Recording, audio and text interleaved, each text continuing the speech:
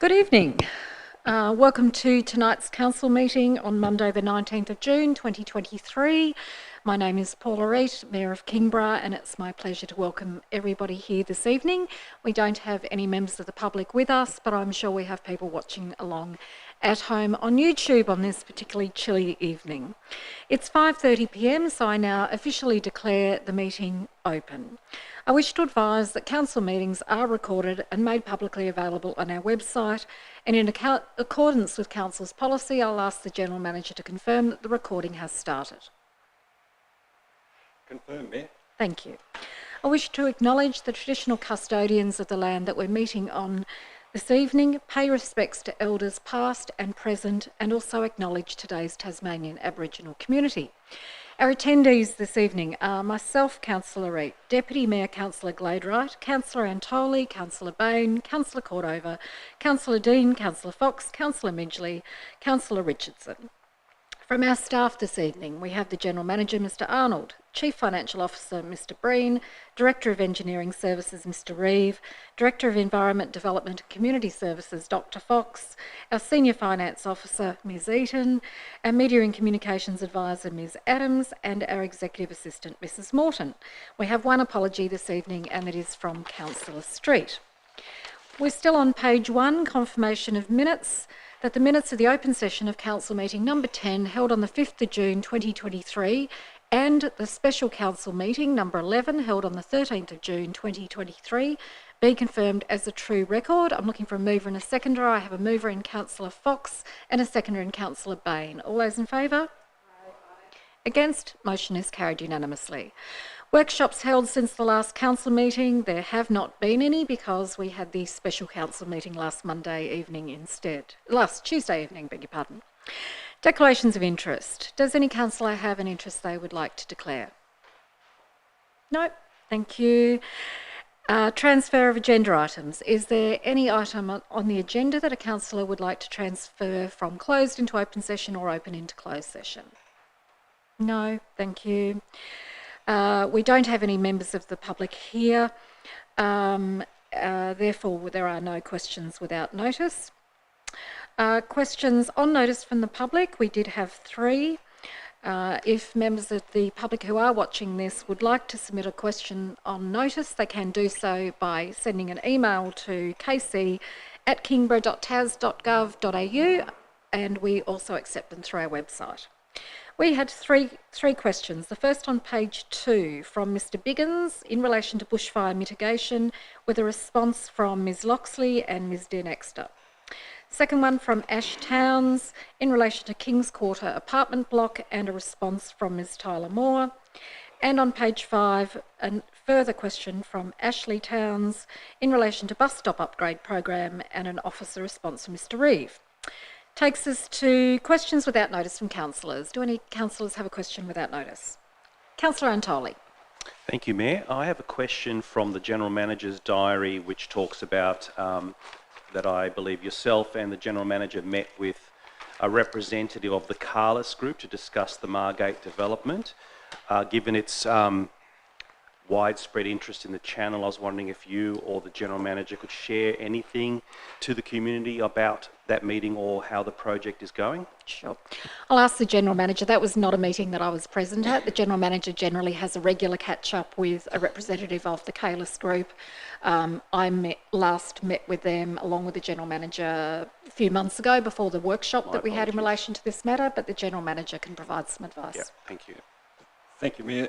Councillor Antoli, the most recent catch-up was with Corey Bygraves, who would be known to councillors from a recent presentation at a councillor workshop. The discussion was about the progress of the Margate development, and he noted that the first stage, the shops fronting Channel Highway, are under construction. Some tenancies have been locked in, some are still being negotiated. In terms of the supermarket, which I know is a question that the locals are always asking, the Carless Group is still negotiating with a prospective tenant, and the other point of discussion in that regard was the ability to get the high voltage transmission to the supermarket site, which is at the rear of the shops that are currently being built. I've handballed that one to my colleague, Mr. Reeve, because one potential alignment would see it come through a short section of the council road reserve, not the asphalt, but the actual footpath part of the road reserve. So that was it. Thank you, General Manager. Councillor Dean. Thanks, Mayor. I had two questions, but Councillor Antoli asked my first one. That's great. I've got another question, though, relating to the General Manager's activities on page 64, and that is the June 7 meeting with Minister Julie Collins regarding various matters. So just wondering, given that Ms Collins is the Federal Housing Minister, if any of those various matters involve discussions around housing in Kingborough. The General Manager can answer that. I was also in attendance at that meeting, but you've asked it of the General Manager. General Manager. Through you, Mayor, please feel free to fill in any gaps. That particular discussion, Councillor Dean, covered a range of issues that were obviously topical at the time. Most known to Council, of course. It included, and the Mayor's memory is probably better than mine, but it included a discussion on the update of our reconstruction of the Channel Highway through Kingston, the Transform Kingston program, of course, the Kingston Park.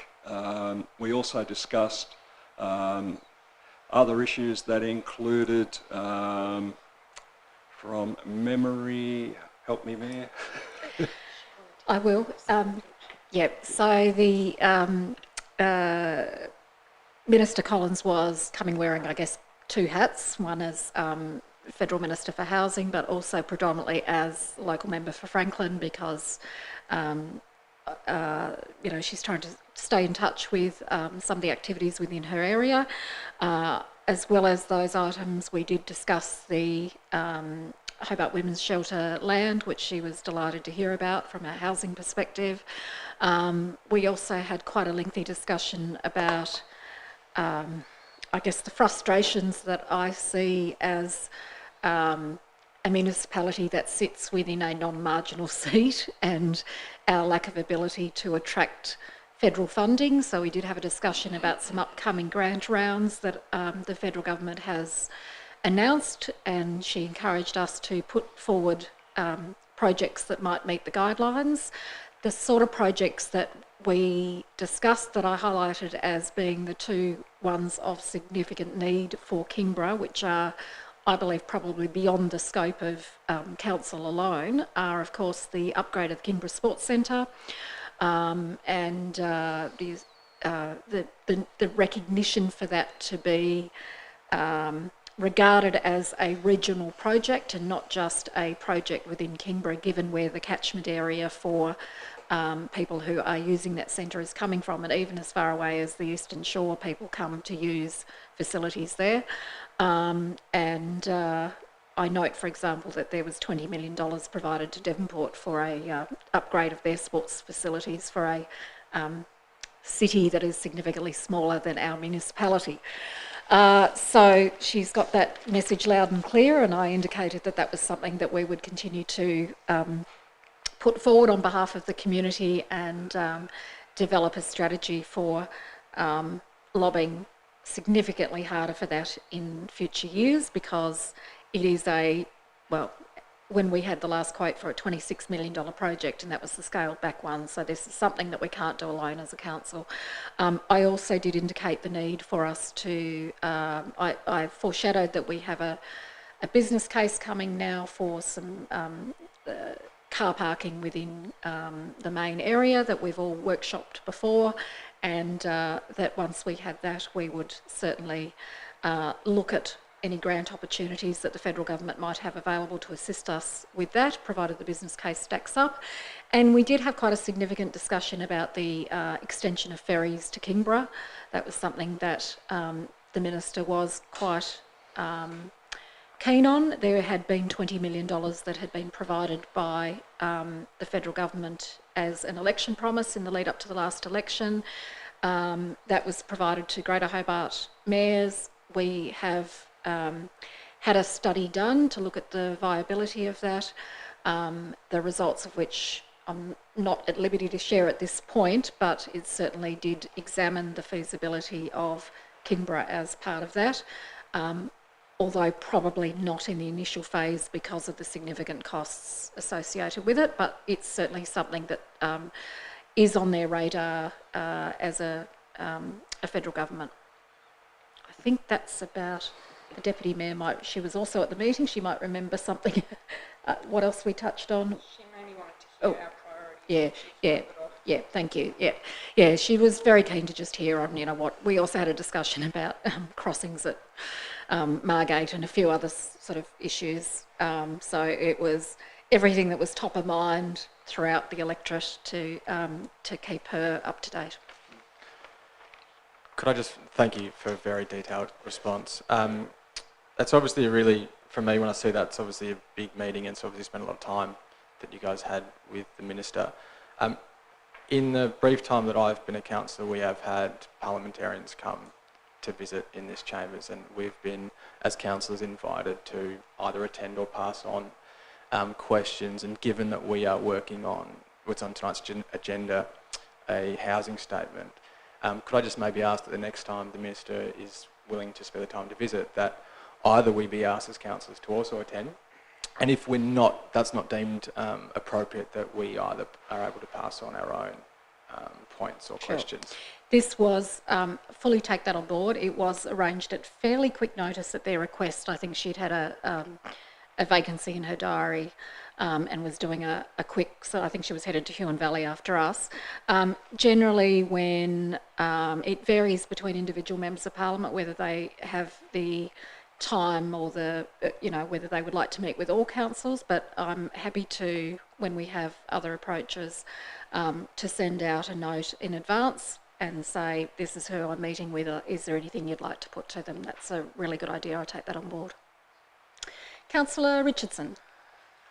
I just wanted to ask Mayor about the lights, the footpath lights down in Margate, the battery operated solar power ones. I've had a couple of conversations with Mr. Reeve about this, and I know we've got some issues sourcing parts.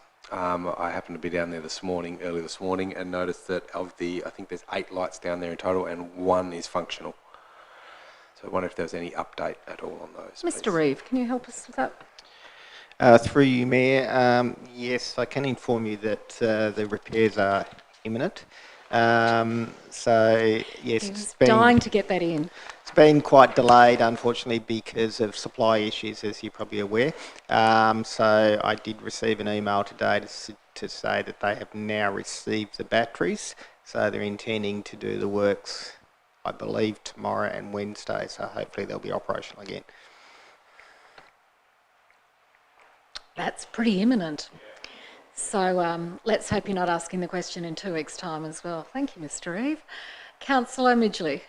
Thank you, Mayor. The imminent triggered a memory for me. Sorry, and it was raised at the Kingborough Community Forum.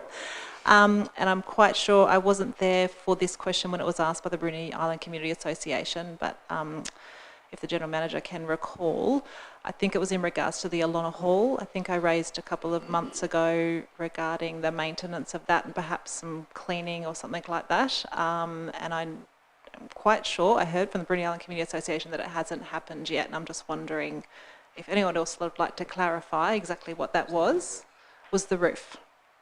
Councillor Baines. Does sit in Mr. Smee's area, and he's not with us this evening, so we might have to take that on notice unless... Mr. Reeve, you keen to have a stab? Free man, not. He that, never, not that he never keen, misses an not opportunity that keen to have a stab, but I know you love my dulcet tones. Yeah, I know this one was raised before, and it was set up to our building maintenance area. So I know they have scheduled it. So I can check to see where that actually is. I expected it probably would have been completed by now, but I'll certainly check that out. Thank you very much. Councillor Cordova. Thank you, Mayor. Just a question, and there might not be anything publicly available on this yet, but just in regards to the GM's diary with the meeting with 10 Lives to discuss their plans, is there any information that's can be conveyed publicly about that? I'm particularly interested in Margate, obviously. General Manager. Through you, Mayor, it was primarily a discussion, Councillor Cordova, about the preparation of their master plan, which look, best for them to explain, but I got the impression was that whilst they were currently in Margate, that side of the business was not necessarily their main focus, and part of their master planning was to address the financial sustainability of the organisation moving forward, and they were discussing with a range of stakeholders how that might be achieved, and when they've drafted something and we're in receipt of it, I'll certainly make it available to councillors. Thank you. Any further questions? If not, we will move on. We're on page 5, still petitions still being actioned. There were no petitions still being actioned. And at the time the agenda was compiled, there were no petitions that had been received. Takes us to page 6. Donations policy 3.3 with a recommendation on page 8. I'm looking for a mover and a seconder, please. Moved in Councillor Midgley. Seconded Councillor Cordova. Councillor Midgley. Thank you, Mayor. Just moving to that one. As noted in the report, this was brought to Council, I think it was in May, and there was, what I recall, a robust discussion about this. And then it was brought to Council again, I think, with some, and I think it was removed, there was some more changes. But it was some great points. I think it was Councillor Cordova that raised in regards to a review around the need for provision for an increase to donations amounts over the life of the policy was not included, and now we've got a policy before us that has been included. So I initially supported that one in May and support this change as well. It's a great recommendation. It's a policy that I guess gives a little bit to community members. One thing I will note is that I find that a lot of people actually don't know about it, and often people who engage in different sporting or chess pursuits or science pursuits or whatever interstate, I think it feels like it's a bit like word of mouth, that actually they can apply for it. And I note as well that staff has made some great changes to the application form and things like that to make it a lot easier as well. But I do know for many family members, a little bit actually does help, especially when sporting fees and things cost up to $2,500. So it is a really great thing that we can support the community with. What are some other changes? So basically there's been a review of the layout, so it does really make it easy to read, separating mayoral donations to policy donations, noticing that we give like the citizenship awards, so for councillors around the end of the year we attend assemblies and are able to give an award to some of the students there, and that's a really great thing that we can offer offer schools. And what else? Oh, basically that individuals will only be entitled to one payment each of interstate, overseas and world championships, and there are some people in our community who do all of them actually, some gymnasts out there. And also I recall noting as well that the state governments has like a junior travel assistance program as well, because I guess like us, they also get inundated around applications for this as well. So it's great that we've added a policy line in regards to that. And the next change is the specify the mayoral donations will be for one-off donations and not regular annual donations. So that's a good thing to know for community groups as well. And there's just some guidelines around the donations and the increase of $10 each financial year for the life of the policy. So thanks staff for taking our robust discussion and comments on board, and I hope we'll support it tonight. Thank you very much, Councillor Midgley. Next I had Deputy Mayor Gladwright and then Councillor Fox after that. Thank you. I just had a question. I was confused by the wording in 4.5 and 4.6. The next change is, and then the final change is that, do you mean these are the changes that have taken place? Ms. Eden.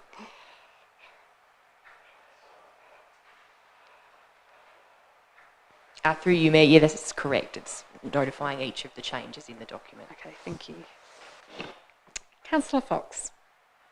Yes, I'm in support of the policy and the change of wording. I'd like to have a question on item 4.3 in the policy on page 10 in the draft, where it says an individual will be entitled to one payment for 4.1, 4.12 and 4.13. Do they mean one payment only for one or the other, or all three? No, so it means that if they are represented to, if they represent the state and then they represent the country, they can get one from each of those. But yeah, does that make sense? That really does make sense. But so if they go on to the next level up. Yeah, I wonder if the wording should be changed, or if other people had the same response, or if it's just me. Well, I can't really do a straw poll. I understood what it meant. I don't know whether others believe it needs clarification. Okay, that's good. All right. Thank you. Any further speakers? If not, briefly, I just wanted to say a couple of words. I know we've considered this before, but I think it may not seem like a lot of money, but I think that we all know the cost impost for parents of children who are involved in activities, and if they are then selected to represent their state and represent their country, there are significant costs, particularly with airfares increasing constantly. So I'm really pleased to see that we've actually got an annual increase in the assistance that is provided now. We now have a streamlined process in that we have a form online that people who are applying for this can go straight to and fill it out. So that was implemented last year, so that's hopefully making it easier. I would like to see us publicise this a little bit more, so for councillors here, if you can, once this goes through, it'd be really good if we can share this on our social medias and just say, look, if you do have a child who is involved in any activities and they get chosen to represent Tasmania or Australia, then please, and it isn't just for children actually, it is for adults as well. If they represent, if we have somebody from Kingborough who's representing us, Australia in the Olympics or Commonwealth Games, they can also apply as well.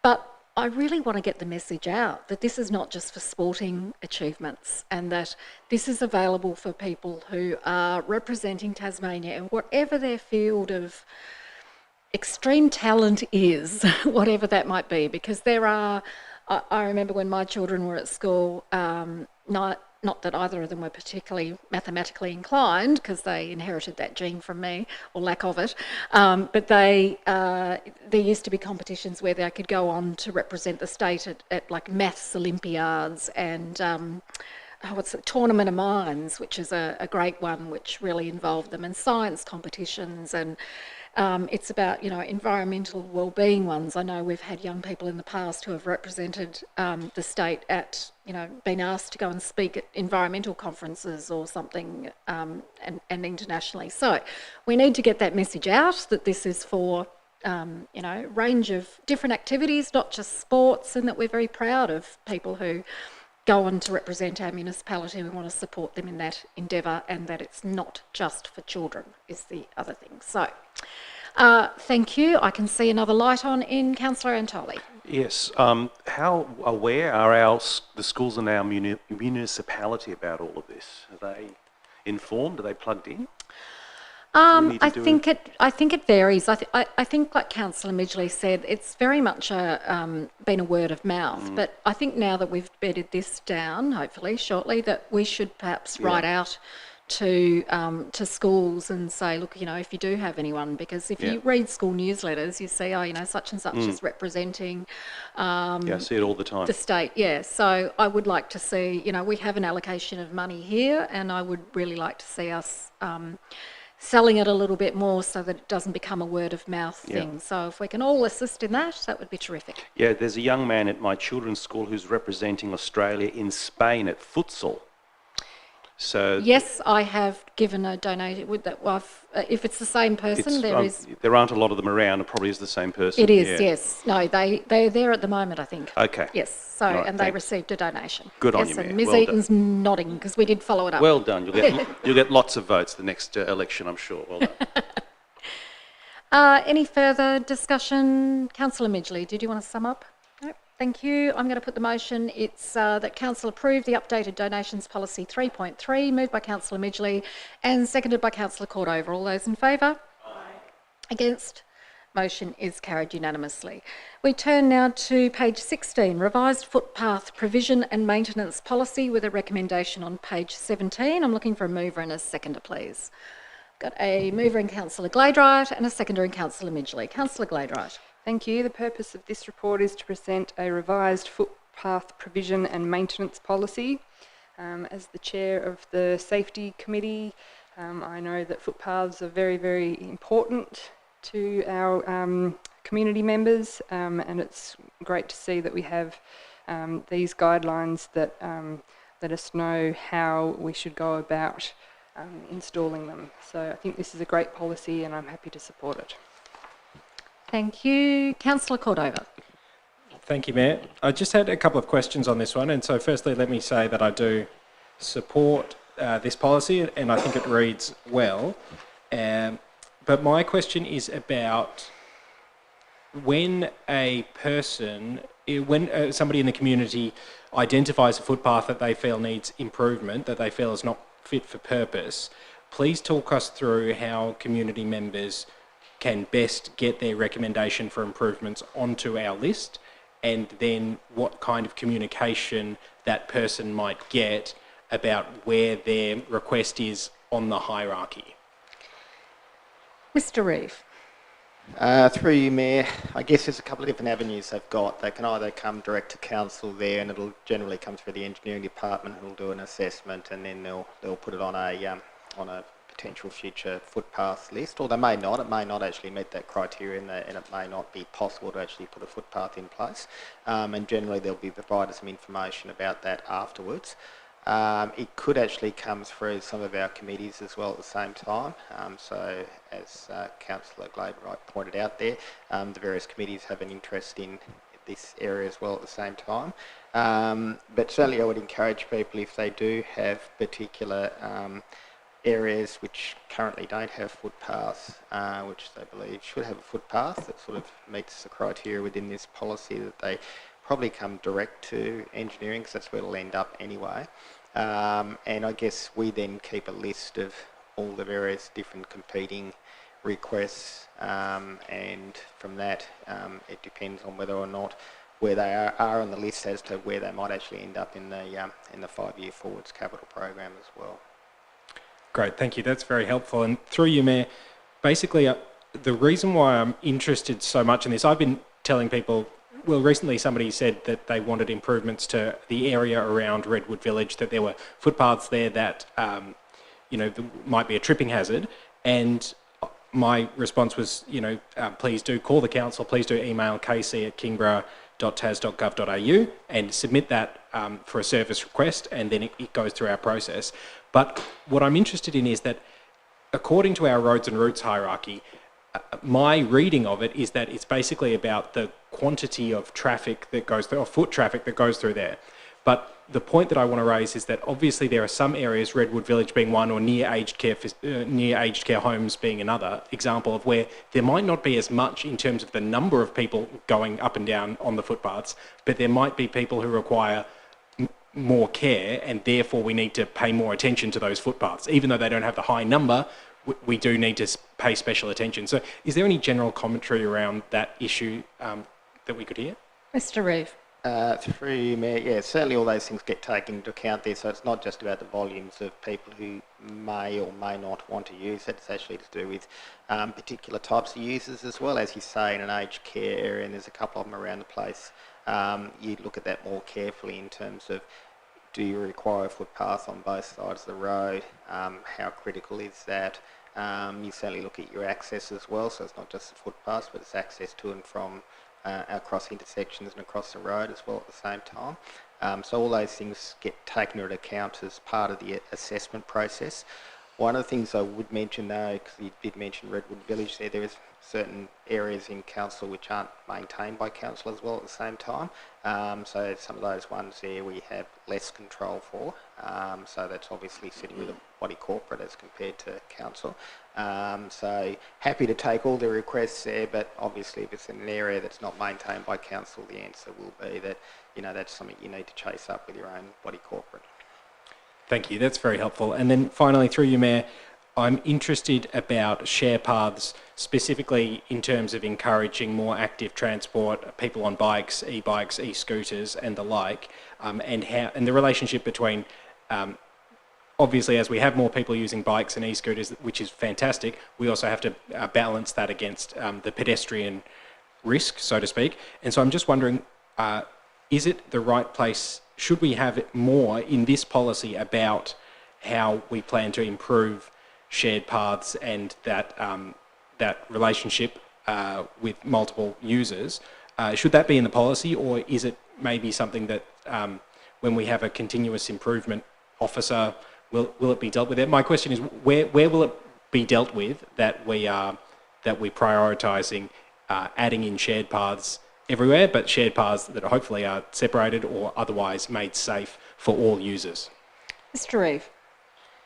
Through you, Mayor, I guess that can be best answered by saying that we certainly have an advisory committee from a bike advisory committee, and certainly there's been a huge amount of work that's been done on a cycling strategy, and within that that incorporates a lot of information about shared areas, slow streets, a number of other different initiatives as well at the same time. And I guess that's where we would actually be advocating through and actually taking our advice for in terms of actual future projects in that space. The other thing that I probably would actually add there is we've allowed for in our capital deliberations there to actively look at where there might be cycling links that need to be considered with any project, so that will get picked up there as well. So I suppose the reference to it in this policy is just to make sure it's sort of also in there as well at the same time and doesn't get lost in translation, and in particular is picked up in things like new developments as well. Thank you. And so with that, let me just thank the author and the authoriser and commend the policy to the council. Thank you. Thank you, Councillor Cordova. Councillor Richardson. Thank you. I just wanted to ask about the gravel paths and particularly the Margate walking track. There's some fairly significant vegetation encroachment, and from what I've seen, it's just being mowed. So I guess specifically, what is the maintenance regime for gravel paths that have vegetation encroachment? Mr. Reeve. Through you, Mayor, I guess it just depends on what it actually is as well at the same time. So there should be no difference between whether it's a gravel, concrete or an asphalt path in terms of any vegetation encroachment. I guess there's a couple of issues with it. Will be whether or not the encroachment there is actually causing either an immediate issue from a condition perspective or an issue from a safety perspective as to when or not work might actually be done in that space. But it is just a matter of a service request for that to actually be followed up for any of those particular instances. So I don't think there's any particular difference. Obviously, if you've got concrete footpaths, they tend to be more in an urban area there where it's slightly different. But certainly, yeah, there shouldn't be any difference in terms of that. Councillor Bain. Thank you, Mayor. I also have a couple of questions. First one is under section 5.1, where it's procedure, policy and detail. I noticed one of the changes is we've added the words on council roads to that top section, so footpath revision on council roads. And just wondering the reasons behind that. Is it because we obviously can't afford to do it through all state government roads? And the other part of the question is, when we do... Let's take that, take it in two parts. Mr. Reeve. Through you, Mayor. So yes, generally we'll only be doing work on council roads. In terms of state highways, it becomes quite tricky because where we might put a footpath on the state highway, there's a nice little thing that they have in their Roads and Jetties Act that basically involves us actually then taking maintenance responsibility for both sides of the highway, which is something we won't always want to do. It can be quite expensive. So we have to look at that fairly closely when we're looking at particular linkages and so forth. Doesn't mean that we can't have those discussions with the Department of State Growth there and actually see if we can make some adjustments to that agreement. But it does mean that we have to be fairly careful before we actually put in a footpath on somewhere like the Channel Highway, for example, where we've had requests before in different locations. Okay. Councillor Bain. The second part of the question was just going to be, so I guess when we do the footpaths on state government roads, I assume that we'll follow similar sort of procedures and guidelines? Mr. Reeve. Through you, Mayor. Yeah, look, there's no difference. The policy's supposed to cover, footpaths in all locations where we might actually be doing work. So if we're elected to do something on state roads, clearly we have to actually refer it to the Department of State Growth, so whether they have their own conditions as well at the same time. But generally we'll be trying to apply the same sort of provisions we've got in this particular policy. Councillor Bain, another one? Yeah, sorry, there's a separate question. No, that's okay. Under 6.3 urban developments, where it talks about 6.3.1, it talks about the need for footpaths on both sides of the road and around cul-de-sacs. I'm sure we're all aware of lots of different subdivisions where we've only got the footpath on one side of the road. Just interested in the reasons why that's the case. What sort of... Mr. Reeve. Through you, Mayor. Yeah, look, it's certainly something which it's a bit of a change in terms of how we've actually approached things before from new developments in subdivisions there. But it has come back to bite us a few times there where we haven't put that in place there. So if you think about it, everybody who might live in a particular street there should actually have access to the same sort of amenity. And what generally happens there based on history is that then we get requests from people to actually put a footpath on the other side of the road there, and it ends up going on that list, which Councillor Cordova was actually mentioning before. So it is actually much better to try and pick this up early in the piece and recognise the fact that there is some expectation for people out there, particularly in urban areas there, that they'll have access to a footpath. Thank you. Councillor Fox and then Councillor Dean. Thank you, Mayor. I have concerns about rural roads. On page 20 it says footpaths may not be provided when the road is classed as a rural road or minor urban road. And the main reason I'm concerned about is that a lot of school children get dropped off on rural roads in order to get home, and then they have to walk quite a long length sometimes, and it would be better for them to walk home than to be picked up by cars, and I think that's not in anybody's interest. But it's such a blanket statement that rural roads will not get footpaths, and I guess I'm thinking about areas like Snug, where they're walking home from school, also down the channel, down Middleton Way, and even through some of the rural roads near Trial Bay and Howden, where a lot of school children walk along the road on both sides of the road, but there isn't a formed path, and there's a difference between a formed path and a footpath. And in rural areas, often there's nature strips that would be quite suitable for a formed path rather than concrete and, curb and channel, etc. And I was wondering if that could be considered as an option rather than having it in the policy here that, no, we're not going to do it. Just would like some comment on that. Mr. Reeve. Through you, Mayor. Look, I don't think the intention is to say that we're not going to do it. I guess we would look at those on a case-by-case basis. I guess the intention is to say that generally in a rural area there, that provision won't be there for a footpath. It doesn't preclude it, and in fact it actually says that in particular cases there where we're doing new development there, we may or may not actually allow for that. I guess all we're trying to say is that generally for a footpath, we're actually looking at more the urban type areas there, but there is plenty of examples of where we've actually provided footpaths in some rural areas, and we'll probably continue to actually do so.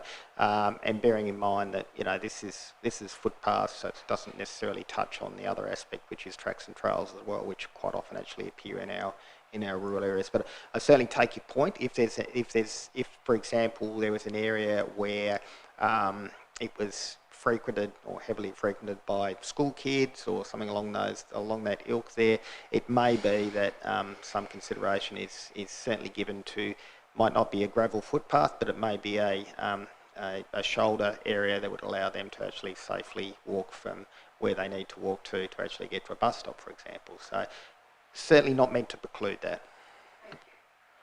Councillor Dean.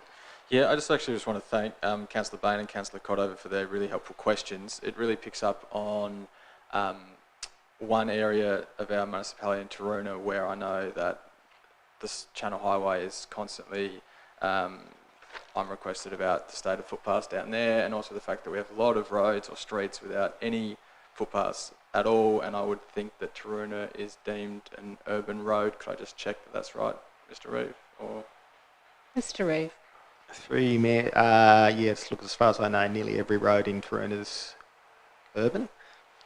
Yeah, and so I think that probably just makes very clear about this policy, and it is stated in 5.1 that there are many great aspirational things in this policy about retaining trees, about curb ramps, about footpaths at least on one side, but we know that there are many areas in the community that still aren't up to scratch, and it just shows how much it costs to actually get them done, and I'm sure we'd love to maintain them all to the absolute gold standard. I did just want to get down into the weeds on one question that is relating to curb ramp 6.5 on page 22 of the agenda. Is there anything within these standards, because I haven't read them cover to cover, around crossing distances? Because I just used the more recent example of Meath Avenue in Taroona, which is right next to the school. There were significant stormwater upgrades there, and the crossing distance remains pretty wide still, and I know there was cost overrun on that particular project, but that is very, very busy intersection for foot traffic for getting to and from school, and the crossing distance is still relatively high, very wide, and looking at what other councils have been doing near to Kingborough is that they are building other on-road infrastructure in terms of narrowing it as much as possible. That obviously makes it safer to get across when you've got a pram or whatever and you've got multiple kids trailing behind you, or ensuring that footpaths are as continuous as possible. So is there anything within that curb ramp section, I don't see it there, but within the standards where it relates to, around crossing distances, and whether we can maybe include something there if it's not? Mr. Reeve. Through you, Mayor. Look, it's not a prescriptive sort of item, so each area would be assessed on its own merits. The difficulty with some of our roads there, which is the bane of my existence, unfortunately, is that they've been constructed at different times there. So there's a number of different intersections within the Taroona area there with a very wide throat, which makes it quite difficult because, as you say there, you've still got quite a bit of traffic there. They're leading up to the Channel Highway, and then actually crossing across that without a refuge in the middle there tends to be a little bit difficult for people sometimes. So we have in the past actually tried to narrow some of the throats of some of those intersections there to, I guess, make that a bit easier for people to cross. And that's generally the approach we would actually take where we needed to.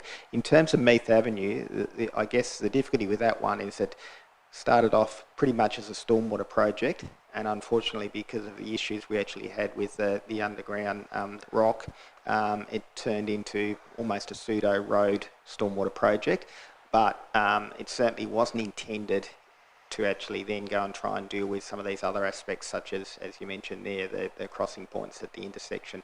There was it was intended to be a future project that was going to be dealing with a lot of the road issues. It just happened to be because we had to deal with some of the road issues, a part of that project, that some of that was done then. So certainly any of the ones there that people do find difficulty in actually crossing are ones we can look at as future projects to actually try and look at the intersection.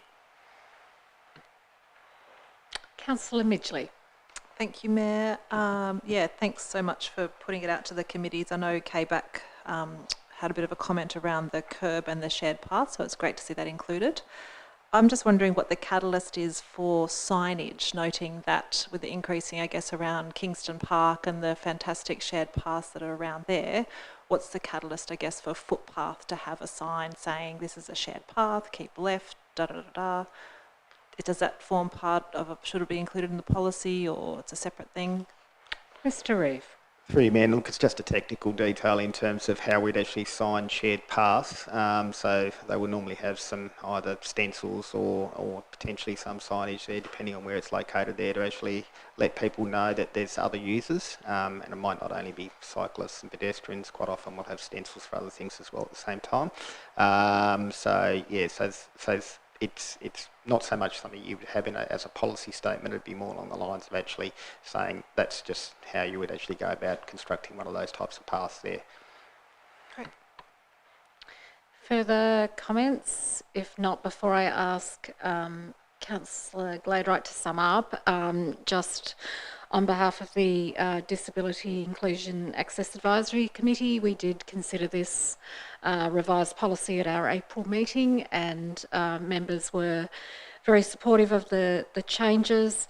But I do want to place on record one of the frustrations that members of the committee have is that this is a great policy, but unfortunately there are members of the community who are making that movement around some of our paths very, very difficult by parking partially on the footpath or wholly in the footpath, by leaving wheelie bins out for days and days and days, and by not trimming back overhanging vegetation, which they must do to a particular height.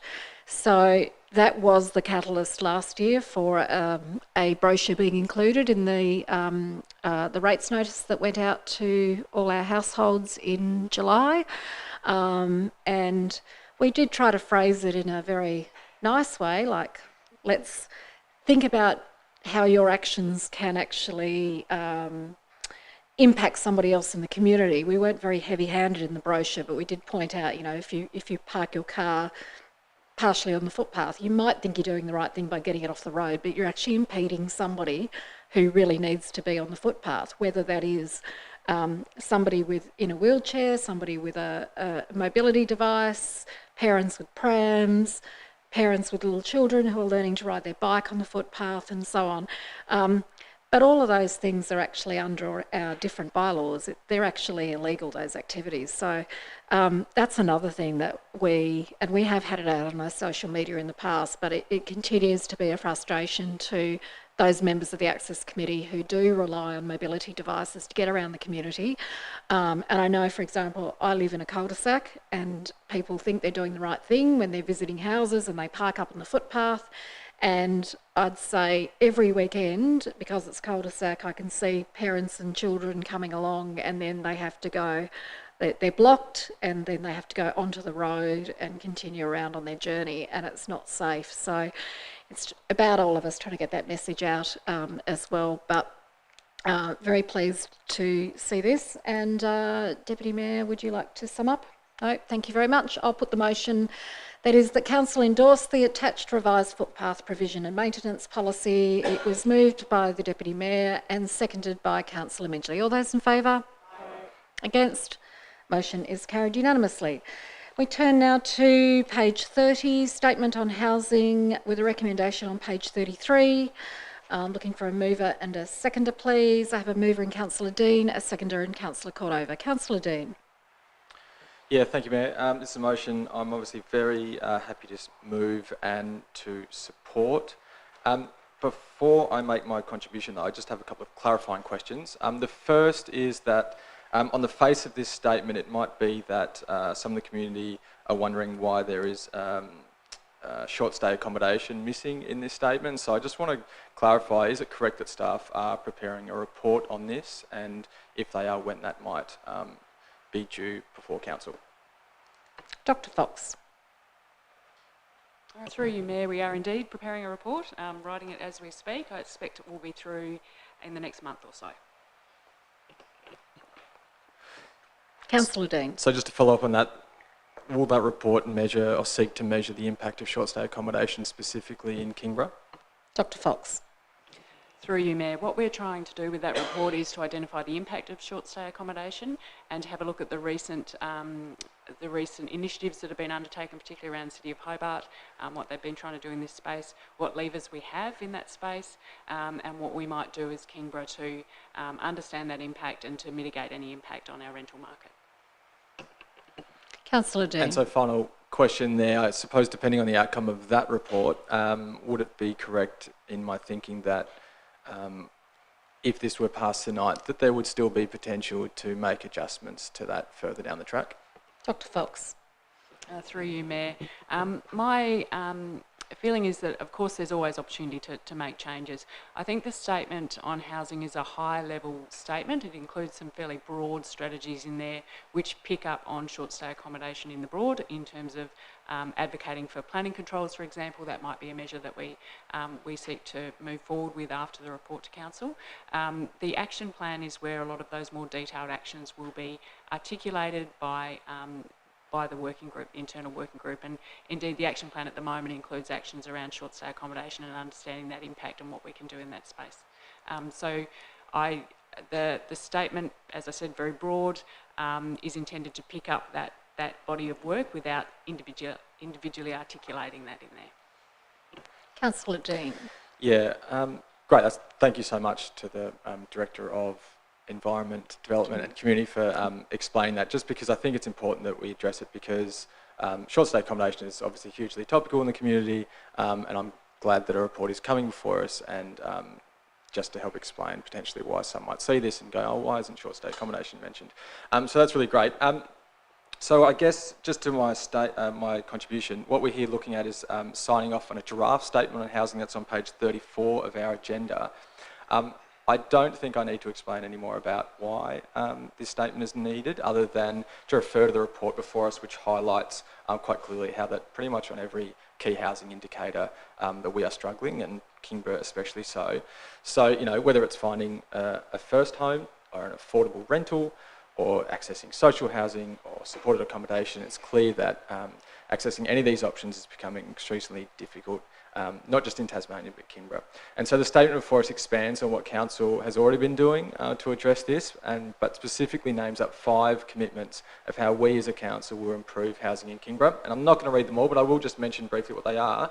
Of those commitments, the first involves advocating for increased investment into social and affordable housing. Second talks about working with developers and community housing providers. The third focuses on increasing housing supply on council land. The fourth encourages higher density living through appropriate zoning, and the fifth talks about advocating for better planning controls, which staff have already just mentioned there. So these commitments help really show why this statement on housing is so important, because councils, of course, are not going to fix the housing crisis on our own, but addressing our housing crisis is clearly something that needs a coordinated response and action from both private and the community sectors, as well as each level of government, including ours. So what councils like ours can do, I think, is become better facilitators in helping not just increase housing supply, but ensure that supply includes the right mix of private, social and affordable housing. And so I'm obviously really pleased that those 5 commitments are on paper, on the public record, but I'm much more pleased about the action plan that's been put together by staff that will come with this statement. And this is described in 4.1 of the report, which I will actually just quickly quote from. 4.1 reads, "To enable implementation of the statement on housing, if adopted, an action plan has been developed that articulates actions, responsibilities and timelines for each of the strategies included in the statement. An internal working group will be established to monitor implementation of this action plan and the statement." And then what's in the agenda at the moment goes on to outline 16 specific areas and actions. And so it's these steps I'm really pleased about to see, and which will actually mark Council's first formalised and coordinated effort at helping address the housing crisis residents in Kingborough have been facing now, let's face it, for several years. So I really look forward to hearing from other councillors, and really, really hope that this recommendation is supported. Thank you, Mayor. Thank you, Councillor Dean. Next I've got Councillor Cordova and then the Deputy Mayor. Thank you, Mayor. First, just a procedural point, I've made an error under 17.1 of the meeting procedures regulations relating to motions to amend motions. At a meeting, a councillor who did not move or second a motion may move a motion to amend the original motion. I would like to make an amendment to this, but unfortunately I've accidentally put my name under seconding, so I seek your indulgence, Mayor, to please switch my name for one of the other councillors who might be willing to second this motion. I'll need to take some advice from the General Manager because that's not a request I've had before me. Are we able to do that? Because it's General Manager. Through you, Mayor, I don't know. Quite frankly. I feel like there would be some people here who would be willing to second the motion who aren't me, and it was a... You can withdraw seconding a motion.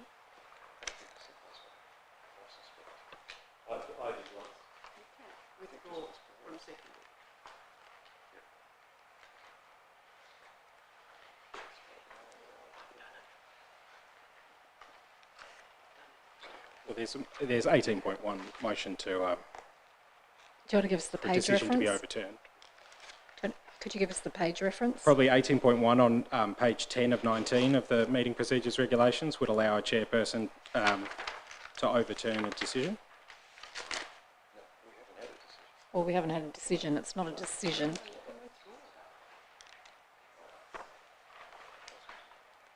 Bear with us.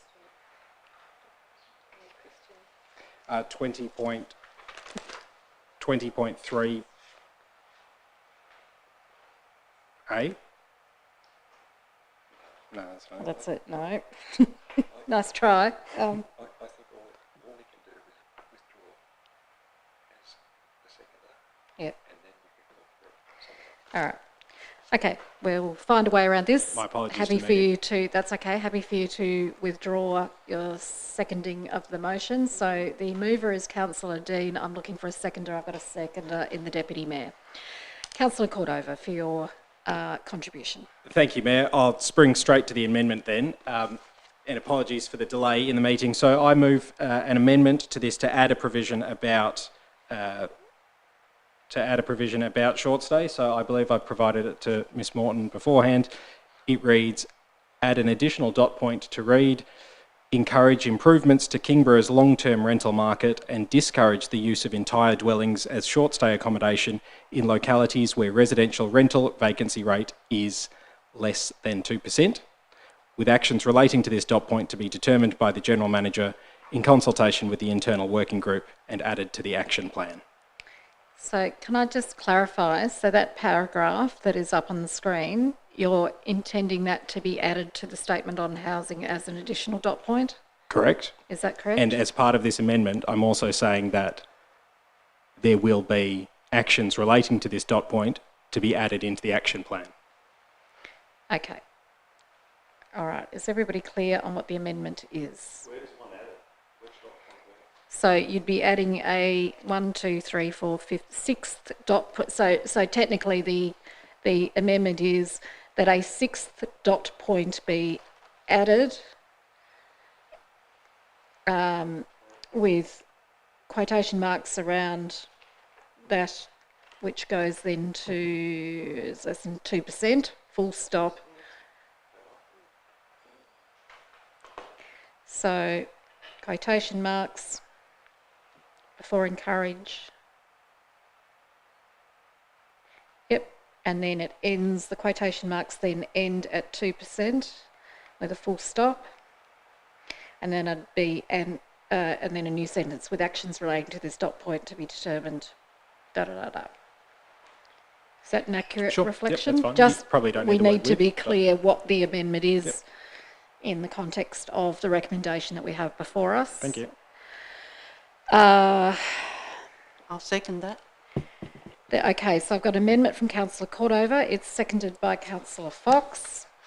So we're now speaking on the amendment. Councillor Cordova, did you want to speak on the amendment? Thank you, Mayor. This matters because from Brisbane to Byron and, of course, in Hobart, a whole range of experts and key stakeholder organisations have recognised that whole home short stay accommodation is directly impacting the rental market, and therefore it is worsening the housing crisis. This is a great, the housing statement is good, and it can be improved upon by recognising one of the key elements that's driving housing inaffordability and the rental crisis. To explain the kind of technical jargon within this, basically the residential rental vacancy rate is an economic indicator measuring the percentage of rental dwellings that are vacant. So basically you take the number of vacant rental properties divided by the total number of properties in a rental market, and then you express that as a percentage. So the experts say that a rental vacancy rate of about 3% is considered very healthy because it represents a market that's balanced between buyers, between tenants and owners. Once you get a residential vacancy rate of less than 2%, you start to see a situation where rents start to go up. And the reason for that is that rental demand is higher than the number of available houses to rent. Now, we know that short stay accommodation, when it comes to taking whole homes or whole dwellings, that puts a lot of pressure on the market and it drives up rates. And there's been extensive research to show that.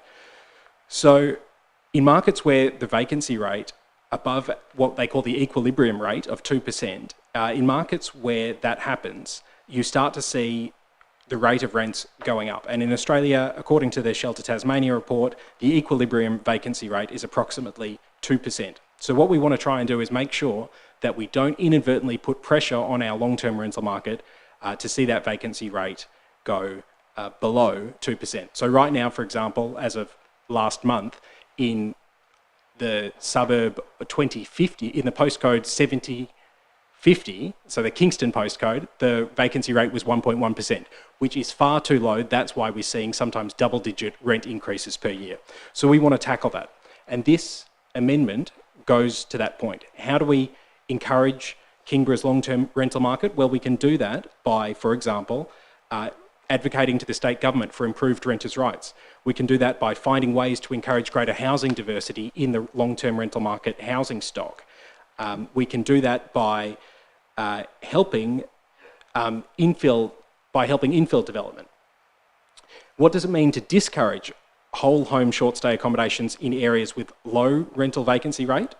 Well, this amendment suggests that the internal working group or the general manager will determine exactly what those actions might be.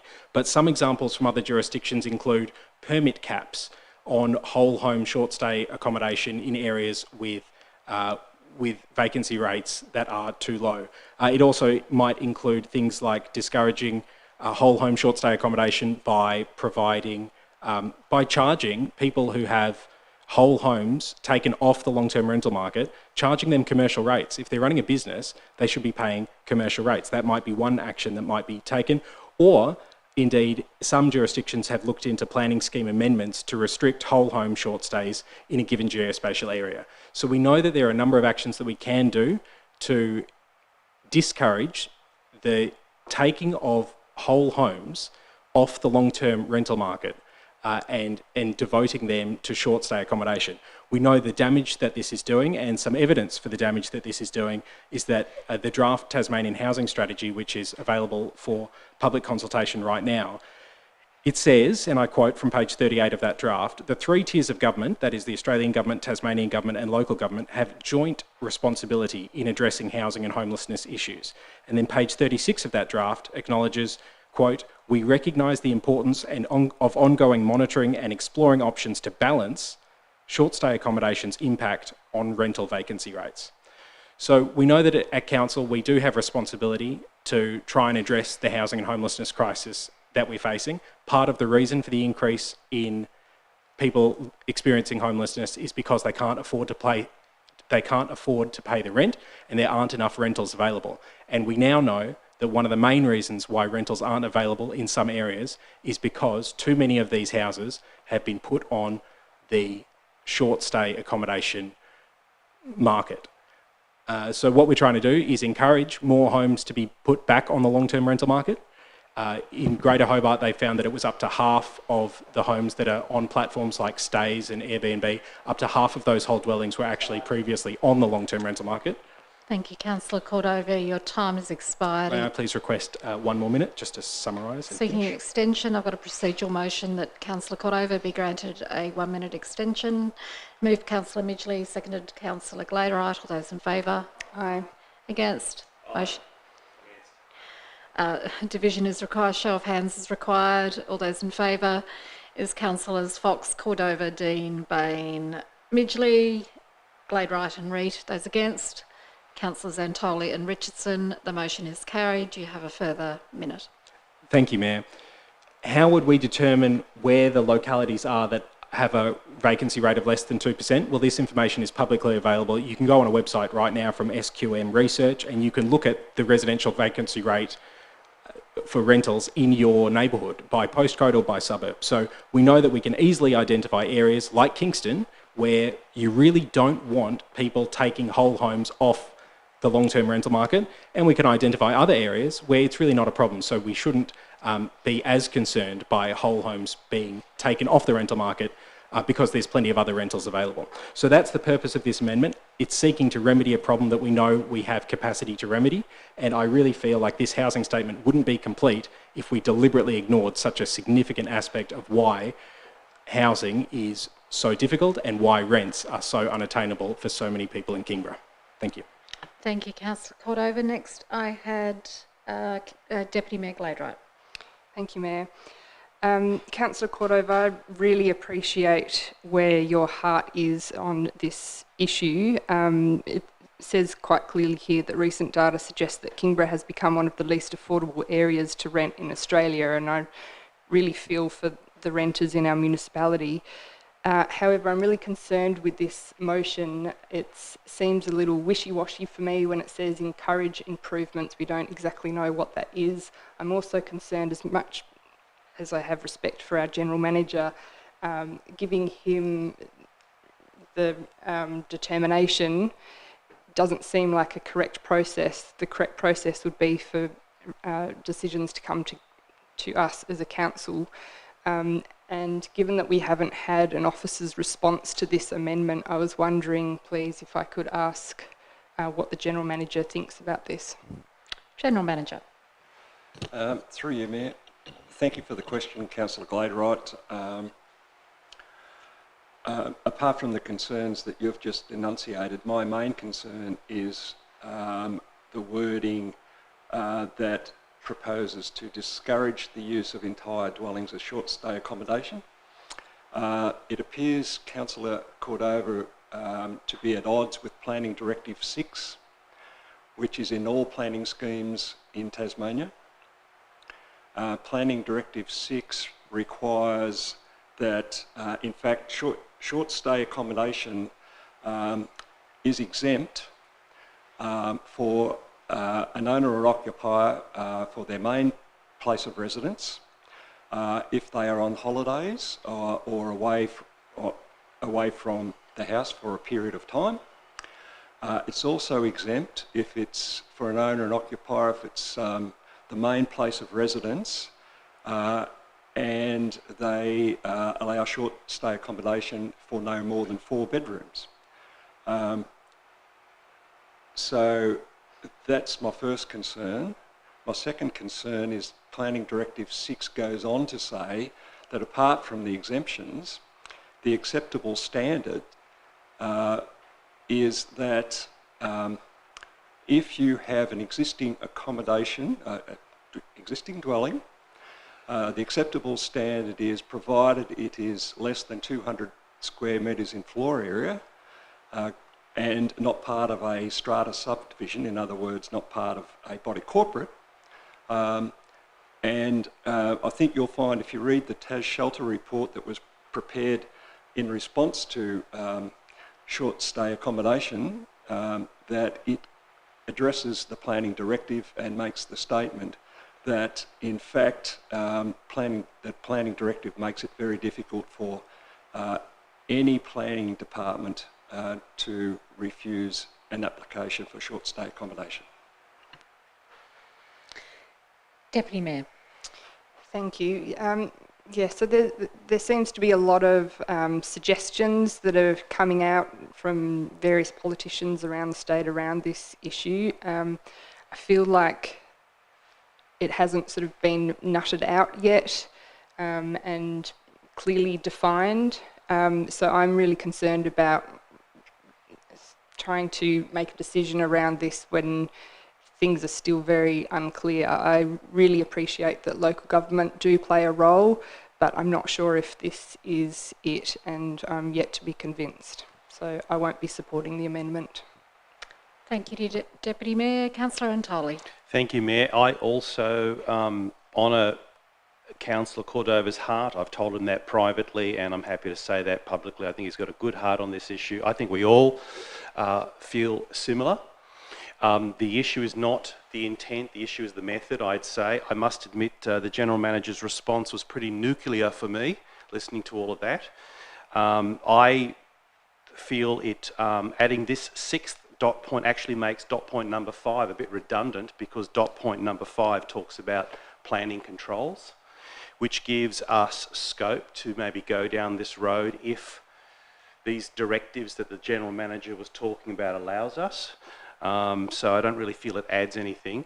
I know personally, anecdotally, and I've shared this to all the councillors this week, how short-term rentals have actually saved 2 particular families in Kingborough from homelessness. One was an insurance issue where a family needed to be close to Taroona High School, and one of my neighbours was happy to rent his home to them and move out to a rental that they own in my street. And the insurance company was desperate to keep this family of 4 close to Taroona High, and another family is in between a home they've sold and the home they wish to buy, which has had hiccups with the vendors that they've purchased from, and they have been homeless for 3 months, and short-term rentals have saved them from homelessness. So I think it is a very valid service in our community, and we would need to be really careful about how we want to control that, because I think there is a need. You can't always get a rental for 12 months. You may not need one. So for those reasons above, in particular the General Manager's rather pointed evidence, I won't be supporting this either. Thank you, Councillor Antoli. Councillor Bain. Thank you, Mayor. I also won't be supporting the amendment for the reasons mentioned already, but probably my main reason is knowing that we've got a report coming up in a month with further details. I like all the details in front of me before I make a decision like this, so I think that's really important, and I just feel like we'd be jumping the gun a lot if we went ahead with this, so I just want to wait till we've got all the details. So I'll be voting against the amendment. Thanks. Councillor Dean. I think we've all probably hit the nail on the head that we absolutely support the intent from the mover of this amendment. And I agree. I mean, we want to tackle the unaffordable rents that people in Kingborough are facing. But in the opening statement, the Councillor Cordova has pointed out that, or made the suggestion that short stay accommodation is at fault for, or the main reason, I should quote, the main reason that rents are becoming unaffordable. And I think we just need to be clear, like Councillor Bain has pointed out, that we need to first see the evidence. And I think the responses that we've already heard from the Director of Environment and Development and Community about the fact that we are already getting a report that is not too far away that will exactly look at this issue, is very resounding, in addition to the General Manager's comments. But I think the fact that the evidence is yet to come before us to include this would be a mistake at this point. And I wouldn't feel from a process issue that I could make a call on this without having seen that report. And also what the Director has alluded to, this is a high-level document, and what we're looking at up here on the screen is a very specific action, which, if it were to be considered as something that we need to take action or undertake, that it should really sit under the action plan and not necessarily as a dot point, because like Councillor Antoli has pointed out, this kind of does fall under point 5. So I obviously having said all that, it's pretty clear that I'm not going to be supporting the amendment.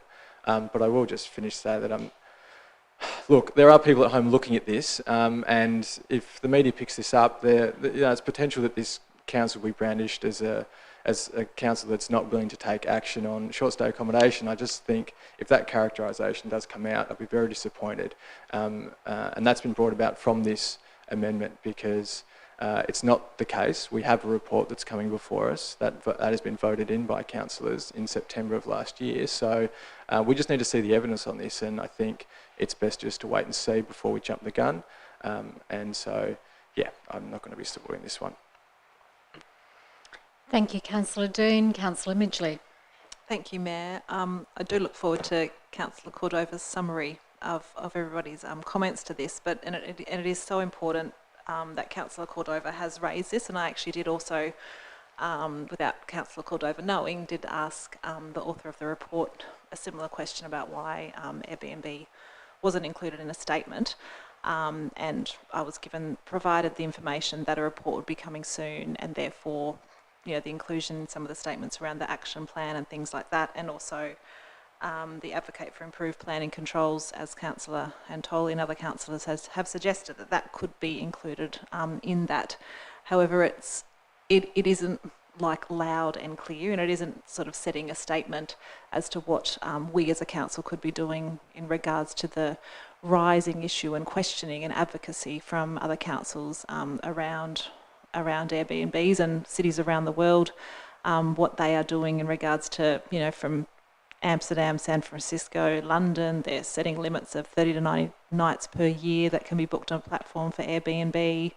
Boston and Amsterdam are imposing tourist taxes and things like that on short-term rentals. Paris has gone a step further, requiring short-term rental operators to compensate for lost rental supply in the city by purchasing and converting commercial floor space for residential use. The goal is to return housing to the market. So worldwide, regulations and enforcement and conversation is happening. It's just, I think from a Tasmanian state government and planning authority, we're lagging behind and there hasn't been a decision there. So therefore it makes it really difficult for us as a council to enforce things, I guess, is what I'm hearing again from the General Manager, from what has been said there. So I guess it's really important that it's been raised, to put it down there as an extra dot point. I just don't think that we are ready to do that, but it is great to know that we can revisit this and we can include it later once we have the report with the information, if is needed, and then we can add that, I guess, to the action plan. I'll ask more questions when we go back to the,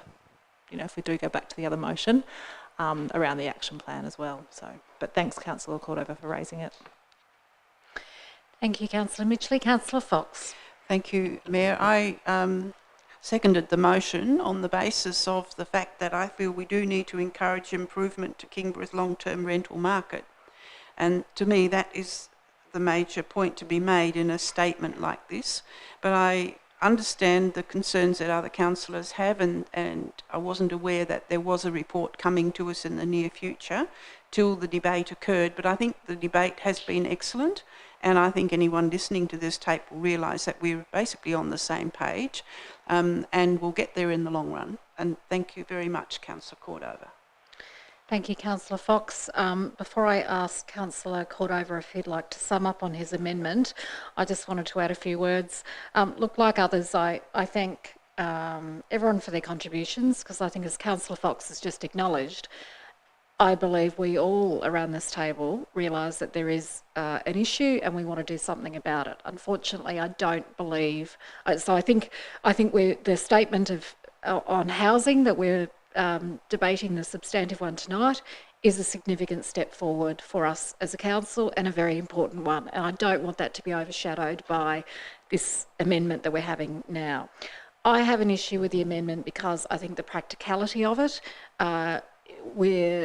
when you've got something that says we want to encourage improvements to long-term rental and discourage the use of entire dwellings, I don't know how, in a practical sense, as a council, we could actually achieve that. Because if somebody comes in with a development application because they want a change of use, we can't we can't expect our planning staff to say, look, I'm really sorry, but the vacancy rate is now under 2%, and so therefore I would strongly discourage you from this application. You know, I don't know what practical implementation that this could possibly have. There is a lot of work that's going on around this, and it is very complicated. And I'm not being condescending. I appreciate that everyone has a view on this, but I think we've touched on some of the complexities of this when we talk about the number of short stay accommodations, the number of people that are renting out their whole house as opposed to a room to earn additional income. And let's not forget that that actually can be very important to people, for like students, particularly overseas students who are just looking for a single room in somebody's house. Somebody who can't afford to rent a whole house, you know, is looking for quite often a single room. I have neighbours who do that because they've been separated and they rent out a room as a way of helping them continue to pay their mortgage. There is a place for that sort of setup in our economy. If you actually start to drill down, and hopefully this is what the report will do when we have it, if you start to drill down of the short stay accommodation that we have in Kingborough, about half of it, because there's a lot of duplication, because it's not as simple as going and getting the figures and going, okay, there are 600 properties, because a lot of them are on duplicate sites. Last year, and I don't have the up-to-date figures, but last year when we had a debate around this, there were around 507, so these figures are about a year old, about 507 properties that in Kingborough that were listed for short stay accommodation in total. But only half of those were whole houses. So the pool then drops down to 250. If you drill down even further, 160 of those were on Bruny Island. And they're on Bruny Island because the tourism market there is so strong that tourists didn't have anywhere to stay, and now the economy on Bruny Island has grown because tourists are able to stay there and spend several days. So that leaves you with about, my maths is really bad, as I said earlier, but it leaves you with about 90 properties, and about 45 of those are in Kingston Beach and Blackmans Bay. So look at the whole picture. I noticed that there was going to be a motion. We have a local government association general meeting the end of next week. There was going to be a motion that has been put forward to that by Clarence City Council. They have now withdrawn it because there are so many motions and so much work that is going on throughout the sector where Legat is actively lobbying the state government. It is the state government that needs to try and come up with a statewide solution to this. As individual councils, it is fraught with, I think, all the legalities and dangers of the complexity of it all if we try and go it alone. So if there is something to be done, it needs to be a consolidated approach across Tasmania, and that sits in the domain of the state government. So whether it's something in planning or whatever, but can we just please try to focus on the fact that the numbers that we're talking about in Kingborough are not as significant as you would see in Hobart, for example. And that is probably a similar situation in any capital city where you've got tourism centred around that capital area. So I appreciate Councillor Cordova's amendment and the intent behind it, but I do think that we need to approach this sector-wide, and I would like to see that this is being advanced by the state government. Councillor Cordova, did you want to sum up? Thank you, Mayor.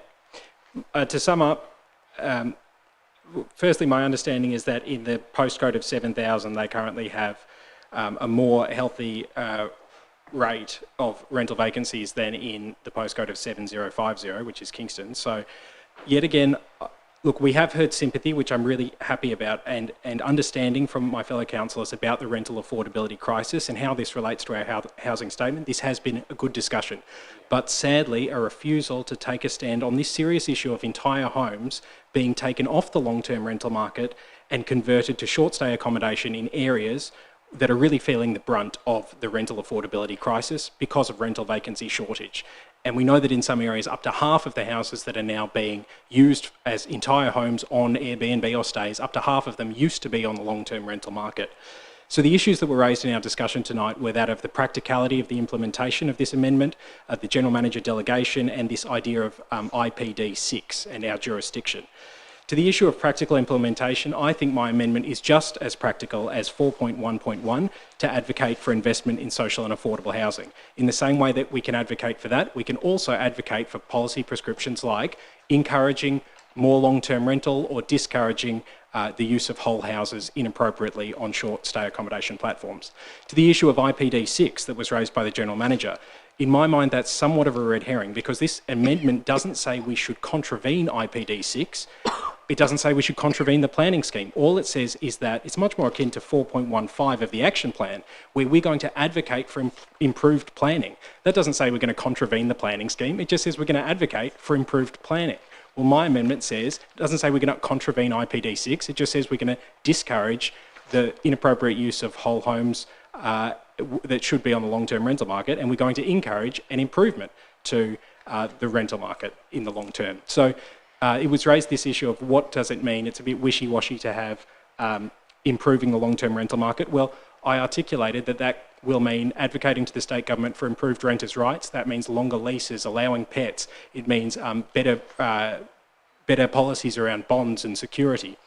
Then to the issue of this idea that it's not appropriate to have the General Manager receive the delegation.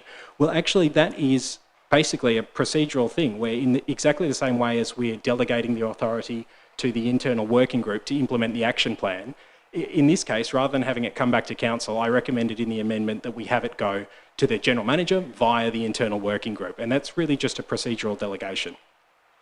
I wanted to make the point about IPD 6 that, for example, that the Housing Minister has released a housing policy, but that doesn't mean that we somehow in contravention of the housing policy simply to advocate to the Housing Minister that we should have, better outcomes for housing in our municipality. Time has expired. You only get 3 minutes in summing up under the meeting procedures regulations. That's okay. I appreciate it. I'm going to put the motion now. The amended motion, the amendment, which was moved by, I'm just making sure I've got this right, it was moved by Councillor Cordova and seconded by Councillor Fox. All those in favour of the amendment? Aye. Against? No. A show of hands is required. All those in favour? Is Councillors Fox, Cordova and Midgley, and those against is Councillors Antoli, Dean, Bain, Richardson, Gladwright and Reet. The amendment is lost. We are back on the substantive motion. Now, according to my notes on the substantive motion, I think we have had so far Councillor Dean speak. And Councillor Cordova, I think you went pretty much straight into your thing. So Councillor Dean has spoken. Nobody else has on the substantive motion, which we're back on. Councillor Gladwright. Thank you. I just had a couple of questions. I just wanted to know about this action plan. It says that it has been developed. Has it indeed been developed, or will it be developed by the implementation group?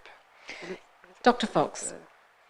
Through you, Mayor, a draft of the action plan has been developed because the internal working group hasn't fully been formed and because the statement hasn't yet been endorsed by council, it hasn't been finalised. So we have drafted an action plan with those actions in there that are included in the report with timelines and responsibilities.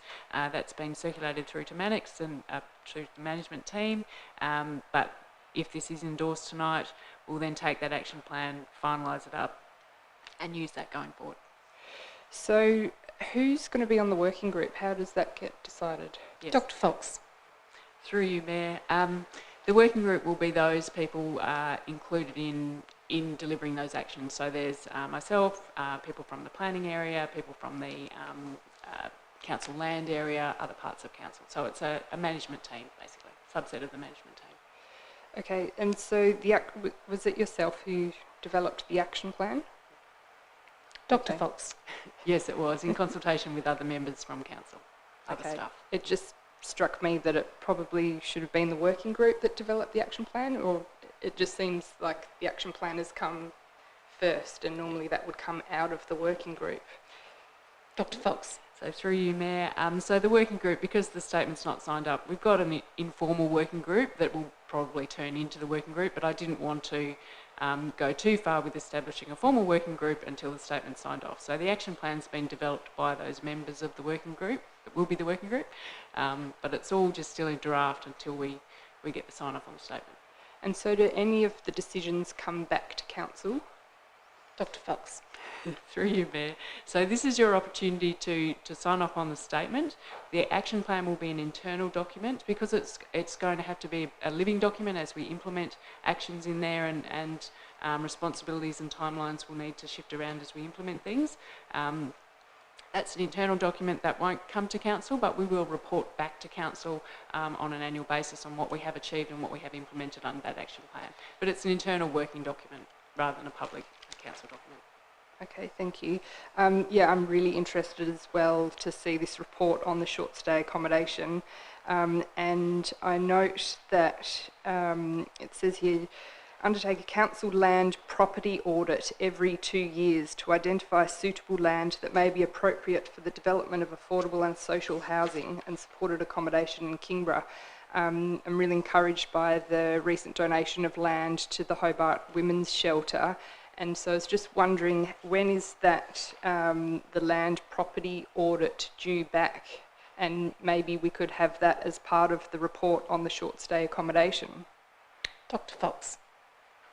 I don't think we'll be in a position to have it ready for that, no. So I have to wait until Mr. Smee returns, but at this stage I don't think so, no. Okay. Yeah, I, with that lens of that recent donation to the Hobart Women's Shelter, I'm suddenly now going, oh gosh, there's a little parcel of land that I know about there, and I wonder if council owns that little pocket. And so I think it would be really great if we could maybe have a look at that sooner rather than later.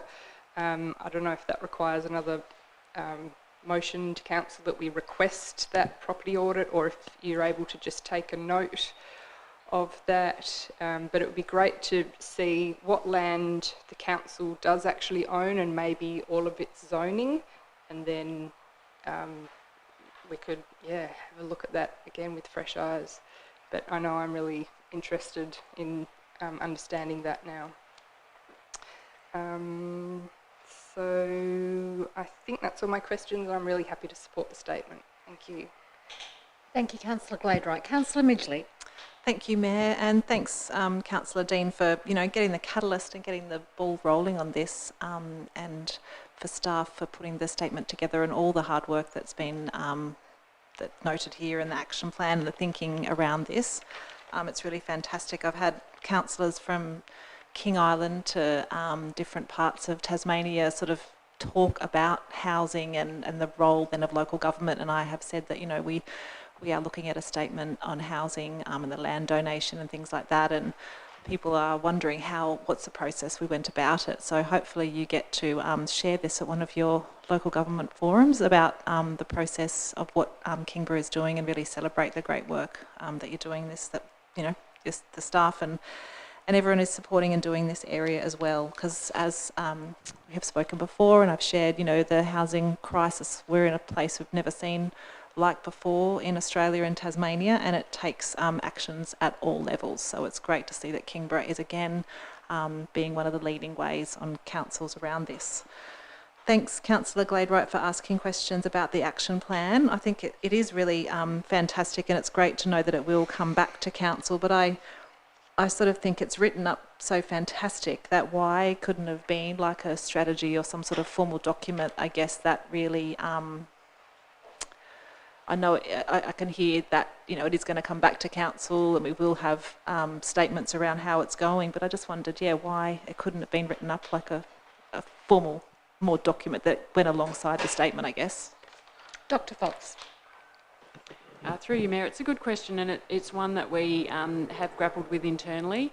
Some of the issues with presenting the full action plan, for example, having it come up to council and putting it onto the website, means that we're getting a lot of individual questions about actions in there and how they're being implemented throughout the year. We have limited resources to implement this action plan. We really want to focus on the doing and not on the reporting back. However, that said, we do intend to have to write to relevant housing ministers and government agencies and developers to explain that we have this statement on housing, and also to provide information on our website and other forums about the statement. We certainly want to promote it. It's a fantastic thing for our community, and we do want to promote that we are open and ready to facilitate housing in our community. So while the action plan is a document, I'm not intending, unless directed, to put that out and put that up to council. All of those actions will be communicated to the various stakeholders and through our website, etc. And certainly the implementation of that action plan will be communicated back to you and out to the community. Great, thank you. And just a further question around like a working group. Is there any thought at all to sort of look at like an external conversation with people in the community, like the Kingston Neighbourhood House or Salvation Army, or different people that are actually working with people sleeping rough, I guess, and in the sector? How are you looking at this action and statement kind of in regards to those organisations? Dr. Fox. Through you, Mayor. So the one of the strategies in the statement is around working with housing providers, and certainly Shelter Tas and housing providers we would have an ongoing conversation with. If we do endorse the statement tonight, we'll be writing out to various organisations to let them know that we have the statement and that we're very keen to work with them and to have those conversations. We're also quite actively involved in the homelessness work that's being facilitated across the state and through the Greater Hobart Homelessness Alliance. I'll get the word wrong, in terms of homelessness. There are, in the housing and homelessness space, we need to recognise that there are limited levers for local government, particularly in homelessness. The service provision is through other agencies, not local government. So it's about us supporting and advocating and promoting in that space rather than actually delivering services for homeless people. Thanks. Yes, no, it was more about hearing those voices of people on the ground and the interactions they have. So that's really fantastic. Well done, and thank you. Thank you, Councillor Midgley. Are there any further contributions? Councillor Cordova. Thank you, Mayor. I applaud this initiative, and I thank all the people involved for putting it together. I would like to see certainly the community consultation aspect of this, and also importantly that it could be an iterative process where council can be more involved in that action plan as it progresses. But apart from the short stay accommodation aspect that we've already discussed, another area that I do think is missing from this statement is about the importance of climate change and how it relates to housing and the environment. So for example, just looking at the Tasmanian Housing Strategy Exposure Draft, that exposure draft mentions climate change in 4 separate areas, and it relates to it in the context of, and I'll just quote a small passage that I think is relevant, quote, "Our housing must be responsive to the impacts of climate change and comply with the United Nations Sustainable Development Goals while seeking to attract environmental social governance to build on Tasmania's reputation for clean energy," end quote. So putting aside the jargon, what I mean is we should have a focus on the UN Sustainable Development Goals. We should also recognise that when we do build social housing and affordable housing, when we do build any housing in this state and in this municipality, we should pay mind to, this is why I was so keen on a street tree strategy, we should pay mind to how it affects the people that live there in the community by what kind of environment is around those houses that we build. And that's an integral part of this. Particularly as we build these houses, they need to be built to a standard. It's not us that's going to be building them as a council, but when houses are built in our municipality, we need to pay attention to urban design principles, to active transport, to the environment that surrounds those places so that they're not exclusionary, so that they actually, we've seen all this with the Kingston CBD consultation that we did, where everybody says we want it to be clean and green with nature brought into the centre. That we know that improves health and well-being, we know that it improves social and environmental outcomes, we know that it improves economic outcomes and prosperity as well. So I think what the housing statement to my mind just slightly misses is the importance of good sustainable design, and the way in which we place housing throughout the municipality is actually important, particularly when it comes to even the design of the homes that we allow in. We don't yet have a better apartment guide, for example, for Kingborough, but when we do build things that have good energy ratings, that are well insulated, that are north facing, that have passive thermal design, we're actually making life much more comfortable for the people that live there. We're making it much more affordable. We're making it much more resilient to climate change, and certainly for the people that are living there, going through a cost of living crisis as we all are, the kind of houses that we're putting people in do directly affect their health. And this is what we're talking about, the social determinants of health. If you're in a place that is very cold and uncomfortable, that isn't built in a climate responsive way, then you're going to have worse outcomes. And I do happen to know that in Australia, one example is that the single biggest determinant of life expectancy is actually the postcode in which you're born. And that's because of all these social determinants of health, where we have massive economic inequality, and that then leads to, for example, people in the lowest income decile having fewer teeth than people in the highest income decile. I mean, these are, shocking and outrageous facts of where economic inequality contributes to worse health outcomes. So we are talking about housing and the impact of housing as a fundamental human right, that we all deserve a warm, safe place to call home. But we do need to pay mind to, it's not as simple as putting up 4 walls and a roof. It is actually about street trees. It is about having insulation and double glazed windows. It is about having a good community that is close to public transport. These are things that, obviously we want to keep this housing statement short, but within the action plan, I wouldn't mind seeing some more attention paid to making sure that the houses that we build, or the houses that are built in our municipality, are actually appropriate, and that they help encourage the community to thrive and be prosperous, and have good health and wellbeing outcomes as well. There's been plenty of work done, this Healthy Active by Design, the Heart Foundation's done lots and lots of work on this. The UN Sustainable Development Goals kind of speak to this in one way or another. And so I think that there's more we can do when it comes to climate and environment, to really improve what is, I think, a terrific initiative, which can really serve to help guide our council to make sure that housing does indeed become a human right for all Tasmanians. Thank you. Thank you, Councillor Cordova. Councillor Bain. Thank you, Mayor. Very supportive of this. I think it's fantastic. It's essentially sending the message that we want people to come and build in Kingborough, which is a good message to send. Particularly, as I think Councillor Dean said, the action plan I think is fantastic. Things like advocating for increased investment, working with developers and housing providers to facilitate development, and the considering opportunities to increase housing in Kingborough when developing or disposing of council land. There's a couple of things I wanted to mention. The first one was, I think, 5.2, where it's under the finance section, where it talks about the disposal of council land at a price lower than market value to facilitate housing developments would have revenue implications. I think we need to make sure when we do come to those decisions we get the balance right, because if we dispose of all the land for next to nothing, then essentially we're probably doing a disservice to a lot of the community because we're not reinvesting some of that money back into the community. So I think getting the balance there is right, important rather. And the other thing I think, which I'm sure there'll be community members reading this saying build, build, build, the other important thing is the infrastructure and services. We need to be making sure we're increasing the infrastructure and services, and also advocating to state government, federal government, that as we build all these houses and we're helping out other levels of government, they need to work with us to make sure the infrastructure keeps at the same pace.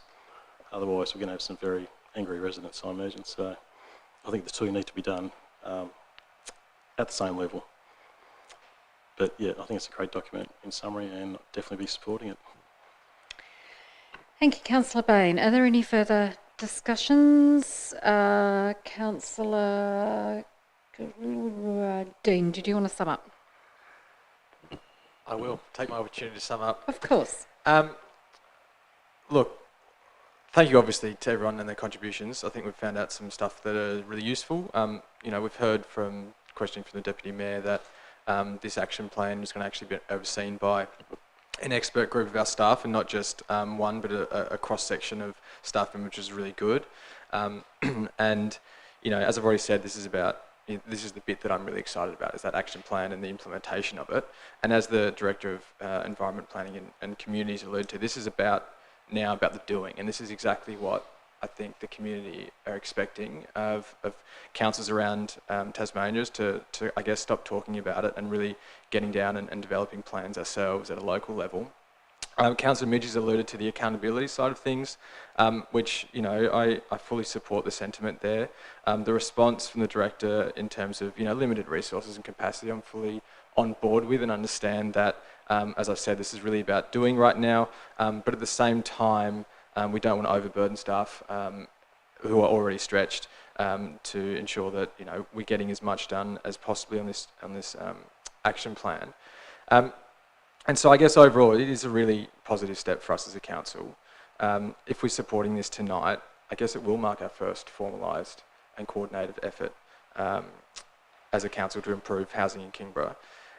And, you know, I hope this, as Councillor Midge has also pointed out, I really do hope this paves the way for other councils across Tasmania to look at us and go, as we're doing in other spaces, but really look at us and say, well, you know what, there's actually more that we could be doing around Tasmania. So that's fantastic. And if we are going to be able to do our bit, I guess, to ensure that, you know, extra people have access to an affordable or safe roof over the head, then that's absolutely fantastic. And so just to really I really want to thank the Director and her staff for everything that's already gone into this, and it sounds like we're already on track to, if this is passed, to get cracking and make some really positive outcomes for our community. So thank you very much. Thank you, Councillor Dean. I'm going to put the motion, which was the original motion that was before us, that Council adopts and promotes the attached Statement of Housing to demonstrate its commitment to facilitating access to safe, accessible and affordable housing in Kingborough. Moved by Councillor Dean, seconded by the Deputy Mayor, Councillor Gladwright. All those in favour? Aye. Against? Motion is carried unanimously. We turn now to page 35, Financial Report for May 2023, with a recommendation on page 37. I'm looking for a mover and a seconder, please. Moved Councillor Antoli and seconded Councillor Midgley. Councillor Antoli. Thank you, Mayor. I thought I would give Councillor Bain a break tonight. He's a hard worker when it comes to moving these financial reports. First credit has to really go to our Chief Financial Officer and his team. For anyone to be able to balance the books in the current turbulent environment deserves praise. So I really feel that you're worthy and your team are worthy of that. We have a May 2023 financial report that shows an underlying deficit of $1 million, influenced by mainly high inflation. There are so many variances going on that have contributed to the current figures. It's like pistons punching in all directions. Higher rates revenue, lower statutory fees and fines, increased user fees, reduced grants that are recurrent, decreased other income, higher employee costs, elevated materials and services expenses. Anyone building a home will know that. There's been increase in other expenses. There has been some higher profit on the sale of assets and increased interest income. Like I said, pistons move in all directions. Council's cash and investments amount to about 17.9 million at the end of the month, which is down 4.8 million from the May 22 figure, and borrowings of 22.3 mil offset this amount. I would love, Mayor, to get an understanding at some point about what the borrowings have been put towards. That would be great for the community to know that. Council forecasts or predicts a 379,000 underlying deficit for the full financial year, which continually underlines the financial pressures that we are under, mentioned, or for all the reasons mentioned above. But the report concludes that the financial results do not pose a significant risk to the Council, and it is therefore recommended that we endorse and accept this financial report. Thank you, Councillor Antoli. There was a question in that in relation to the borrowings. Mr. Breen, could you provide some response? Thank you. Yes, through you, Mayor. So essentially, the majority of our borrowings related to the Kingston Park development. So we were able to get a number of interest-free loans associated with Kingston Park. During that process, we also identified the potential to borrow $1.2 million for the LED street lighting, so which allowed us then to progress with putting LEDs into our street lights.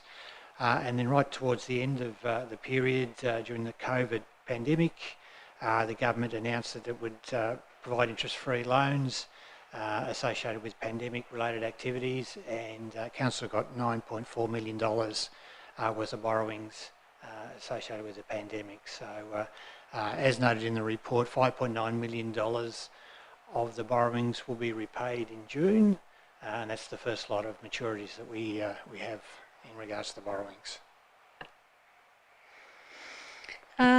Councillor Cordova.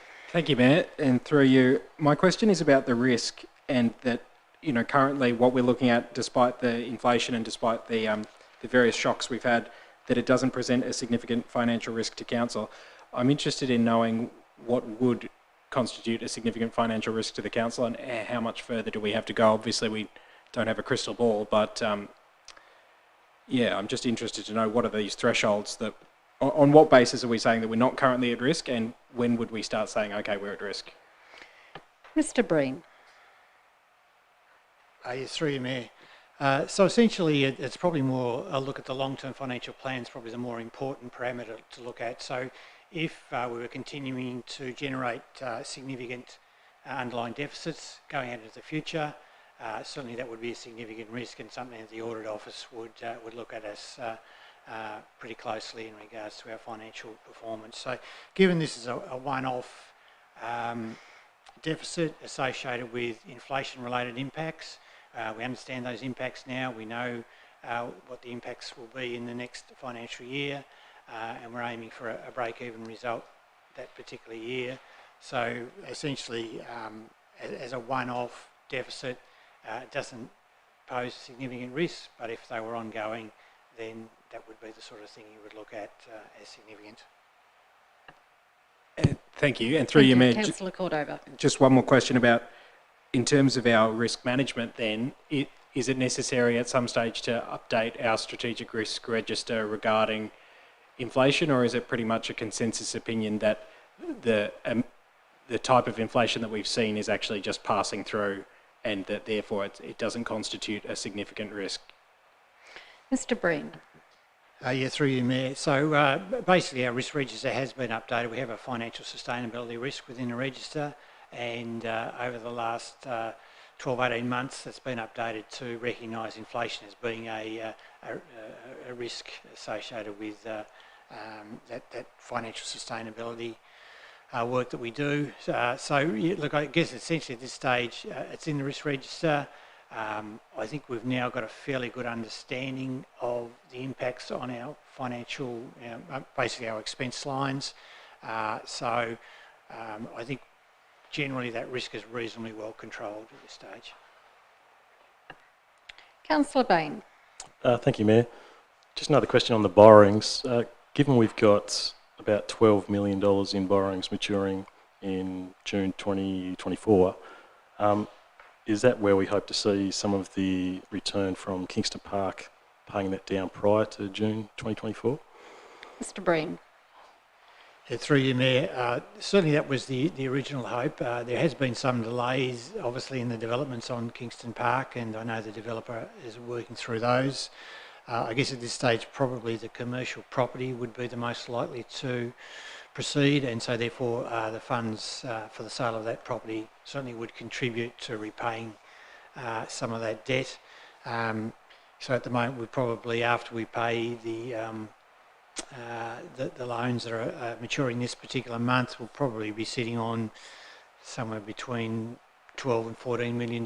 So it does allow us probably $4 to $6 million that we can use to pay down some of that debt as well. So I can't see at this stage that we would repay all that debt next financial year, but certainly we'll keep some of that debt and we'll have to roll that forward, and then hopefully future development stages will allow for land sales. Thank you, Councillor Bain. Any further questions? I just have one question, Mr. Breen, just in relation to the comment here that the income at the Kingborough Sports Centre was, I think it was $55,000 over budget, predominantly as a result of increased kiosk sales. That seems like are they selling something really good there that it just seems like a significant jump?